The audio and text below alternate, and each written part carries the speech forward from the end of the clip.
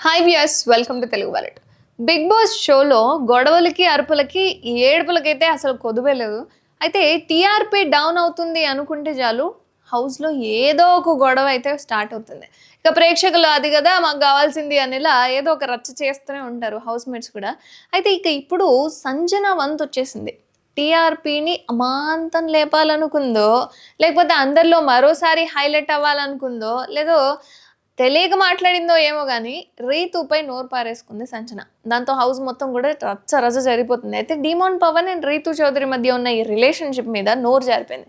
రాత్రైతే రీతూ, పవన్ కలిసి కూర్చుంటున్నారు. అది నేను చూడలేకపోతున్నా అంటూ సంజన చెప్పుకొచ్చింది.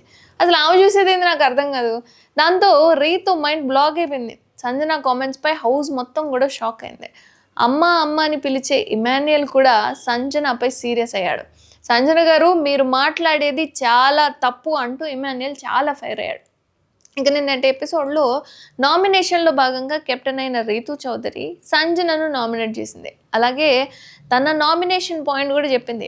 రీతు తన పాయింట్ చెప్పగానే డిఫైన్ చేసుకునే క్రమంలో సంజన గీత దాటిపోయిందని అనుకోవాలి. సో నేను నీ అంత పెద్ద పెద్ద బూతులు కూడా వాడలేదు ఈ ఇంట్లో అని చెప్పింది. మరి రీతు ఏం బూతులు మాట్లాడిందో తెలీదు.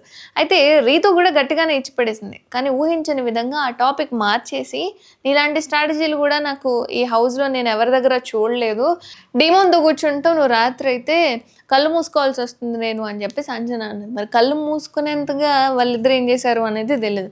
ఆ మాట వినగానే రీతు ఎమోషనల్ అయిపోయింది. ఆ మాట కరెక్ట్ కాదు, వెనక్కి తీసుకోండి, ఆ మాట కరెక్ట్ కాదు, తన ఆడపిల్ల ఆ మాట అనకూడదు అని చెప్పి ఇమాన్యుయల్ అయితే సంజన మీద గట్టిగా సీరియస్ అయ్యాడు. తను అలాగా అంటుకొని కూర్చుంటుంటే నాకు చూడడానికి కంఫర్టబుల్గా లేదు అంటూ దివ్య దగ్గరికి వెళ్ళి డీమోన్తో రీతు ఎలా ఉంటుందో పట్టుకొని చూపించింది సంజన.